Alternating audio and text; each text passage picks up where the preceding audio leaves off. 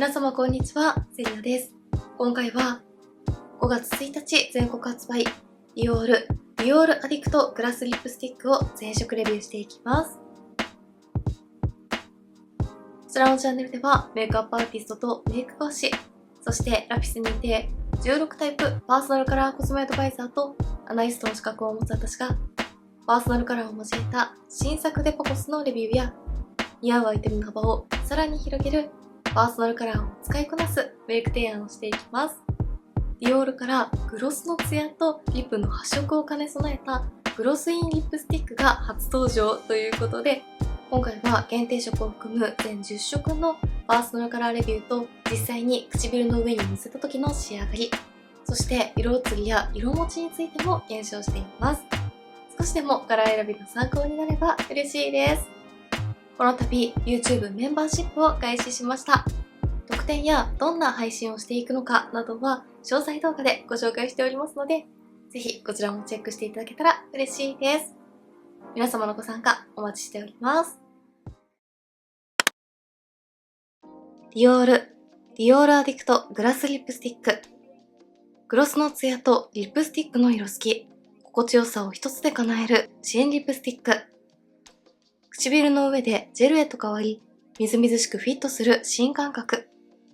立体的なツヤと鮮やかなカラーで、未体験のジュレ発色を唇に。光を最大限拡散させるオイルベースのディオール初のグロスインリップスティックは、艶めくグロスの効果と鮮やかな発色を実現。ヒアルロン酸配合のリップケア処方が長時間潤いで満たし、ふっくら感のある滑らかな唇に仕上げます。それでは全10色のパーソナルカラーレビューと実際に唇の上にのせた時の仕上がりをご紹介していきます。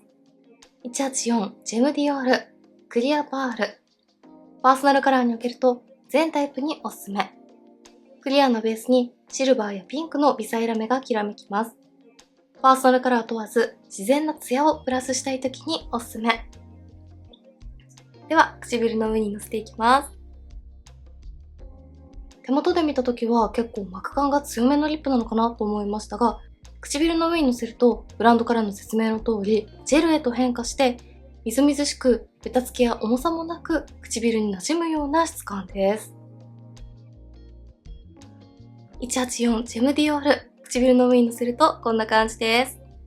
グロスインリップスティックというだけあって、グロスを塗った時のようなツヤツヤ感とぷっくりした立体感を楽しめますが、伸ばしきるとベタつきや重さがなくて、みずみずしい質感が唇にスッと馴染むようなタイプで、このツヤ感でここまでベタつきが抑えられているのはすごく優秀なんじゃないかなと思いました。軽やかな塗り心地なのに唇のぷっくり感も演出してくれて、グロスのベタつきは苦手だけれどツヤや立体感は欲しいという方にかなり使いやすそうです。こちらのカラーはベースはクリアですが、ピンクのラメが結構しっかり光るので、単色塗りでも物足りなさなく絶妙な血色感もあって、いろいろなシーンに使いやすそうです。引きで見るとこんな感じです。香りはバニラを感じるような甘めの香りが結構しっかりめについています。306ローズチャームヌードピンク。パーソナルカラーにおけるとウルベ夏におすすめ。ほんのりくすんだ明るい青みローズピンク。青み、明るさ、くすみが得意な方、ウルベ夏全般におすすめ。306ローズチャーム。唇の上にのせるとこんな感じです。手元で見た時は発色がナチュラルめなリップなのかなと思いましたが、唇の上にのせると厚みは出ないのにしっかり元の唇の色素を覆ってくれて、柔らかめのカラーですがきちんと発色も楽しめます。明るめで柔らかいニュアンスを保ちながらしっかり発色も楽しめるところがすごく優秀です。このカラーは発売前から SNS で話題になっていましたが、とても今っぽい明るめのローズピンクですごく可愛いですね。引きで見るとこんな感じです。309マイディオールローズピンク。パーソナルカラーにおけるとウルベ夏、イエベ春におすすめ。黄みにも青みにも寄りすぎない明るいローズピンク。イエローベース、ブルーベース問わず明るさが得意な方に使いやすいです。16タイプのパーソナルカラーにおけると、ブライトサマー、ブライトスプリングにおすすめ。309マイディオール、唇の上にのせるとこんな感じです。こちらも手元で見た時よりもくすみ感がなく、明るく華やかなカラーに発色してとても可愛らしいです。顔色をパッと明るく見せたい時に活躍してくれそうなピンクです。切り見るとこんな感じです。334ディオールブロッサムチェリーピンク、パーソナルカラーにおけるとイエベ春におすすめ。明るく鮮やかな黄身ピンク、黄身、明るさ、鮮やかさが得意な方に使いやすいです。16タイプのパーソナルカラーにおけるとブライトスプリング、ビビットスプリングにおすすめ。334ディオールブロッサム、唇の上にのせるとこんな感じです。こちらはシリーズの中でも特に鮮やかなカラーなので、このリップの軽やかさとしっかり発色を楽しめる感じを両立してくれています。くすみのないクリアカラーとツヤ感のバランスがとても絶妙です。着てみるとこんな感じです。344ピンクミリー、ピンクレッド。パーソナルカラーにおけるとブルベ夏、ブルベ冬におすすめ。明るくクリアなピンクレッド。青み、明るさ、クリアな色が得意な方に使いやすいです。16タイプのパーソナルカラーにおけるとブライトサマー、クリアウィンターにおすすめ。344ピンクミリー、唇の上にのせるとこんな感じです。大人っぽさと可愛らしさを同時に演出してくれるカラーです。このツヤ質感の効果で暗い印象になりたくないという方にとても使いやすそうです。着てみるとこんな感じです。405ロージーディオール限定色ローズヌード。パーソナルカラーにおけるとブルベ夏、イエベ秋におすすめ。黄身にも青みにもよりすぎないくすみローズ。イエローベース、ブルーベース問わず、くすみが得意な方に使いやすいです。16タイプのパーソナルカラーにおけるとミューティッドサマー、ミューティッドオータムにおすすめ。405ロージーディオール、唇の上にのせるとこんな感じです。ソフトなくすみ感で大人っぽさと落ち着き感を演出してくれますが、グロスのような贅沢なツヤ感で暗く沈みすぎず、明るく華やかな印象も同時に楽しめます。どんなメイクにも合わせやすく、かなり使いやすいんじゃないかなと思います。引きで見るとこんな感じです。504ディオールスイートピンクベージュ。パーソナルカラーにおけるとイエベ秋におすすめ。くすみニュアンスの黄身ピンクベージュ。黄身、くすみが得意な方に使いやすいです。16タイプのパーソナルカラーにおけるとビューティッドオータムにおすすめ。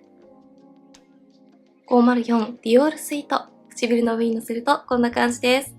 限定色の405と似ているカラーに感じますが、こちらの方が黄身が強く、よりヌーディーなので、お仕事メイクなどシーンを問わずに使いやすそうです。大人っぽくて洗練された表情に見せてくれるカラーです。着てみるとこんな感じです。599アディオラブルブラウンベージュ。パーソナルカラーにおけるとイエベ秋におすすめ。黄身の強いブラウンベージュ。黄身、くすみが得意な方、イエベ秋全般に使いやすいです。599アディオラブル、唇の上にのせるとこんな感じです。適度な深みのある黄身系のくすみカラーで、このリップを塗るだけで一気におしゃれな表情に見せてくれます。ツヤ感があるので、春先や夏場にも安心して使いやすそうなブラウンリップです。着てみるとこんな感じです。842ローズソバージュプラムピンク。パーソナルカラーにおけるとブルベ夏におすすめ。青みの強いくすみプラム。青み、くすみが得意な方に使いやすいです。16タイプのパーソナルカラーにおけるとミューティッドサマー、クールサマーにおすすめ。842ローズソバージュ。唇の上にのせるとこんな感じです。かなり青みが強くてパープルに近いようなプラムカラーですが、たっぷりのツヤ感でそこまで強すぎるイメージにならなくて、程よい落ち着き感と透明感を演出してくれます。パープル系リップがお好きな方にぜひチェックしていただきたいカラーです。着てみるとこんな感じです。906トークマイディオールダークチェリー。パーソナルカラーに分けるとイエベ秋、ブルベ冬におすすめ。ダークなニュートラルチェリー。イエローベース、ブルーベース問わず深みが得意な方に使いやすいです。16タイプのパーソナルカラーに分けるとディープオータム、ディープウィンターにおすすめ。906トークマイディオール。唇の上にのせるとこんな感じです。今回のシリーズの中で一番深みがあってダークなカラーです。唇をしっかり覆う深みのあるチェリーカラーがこのリップのツヤツヤ感をより際立ててくれます。引きで見るとこんな感じです。全10色を比較するとこんな感じです。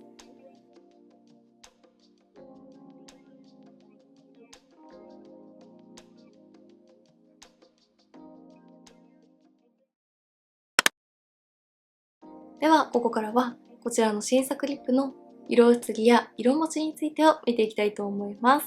今回は306のローズジャムを使用していきます。まずは色移りについてです。ティッシュオフをして色移りを見ていきます。ティッシュへの色移りはこんな感じです。かなり発色も良く滑らかなテクスチャーなので、どうしても色移りは気になってしまいます。そしてティッシュオフ後の唇はこんな感じで、完全に色味が取れてしまうというわけではないですが、発色はかなり落ち着くのと、塗りたてのグロスのようなツヤツヤ感も抑えられます。ツヤや発色を抑えたいという方はティッシュオフをして使うのもおすすめです。ではティッシュオフをした後にもう一度上から塗り重ねて、飲食をしながら少しで見て色持ちについてを見ていきたいと思います。はい、飲食後の色持ちはこんな感じです。ティッシュオフをした時に色味とツヤ感が結構抑えられたので、飲食後の色持ちもあまり良くないのかなと思いましたが、塗りたてと比較をすると発色の良さは少し抑えられましたが、それでもきちんと色味が残っていて、ムラになることもなく、ツヤ感も残っています。ティッシュと同様、カップや食器への色移りは気になりましたが、色残りはツヤタイプのリップの中ではかなりいい方なんじゃないかなと思います。お札には少し弱い印象ですが、水分や油分には結構強いタイプのリップなんじゃないかなと思います。塗りたてと比較をするとこんな感じです。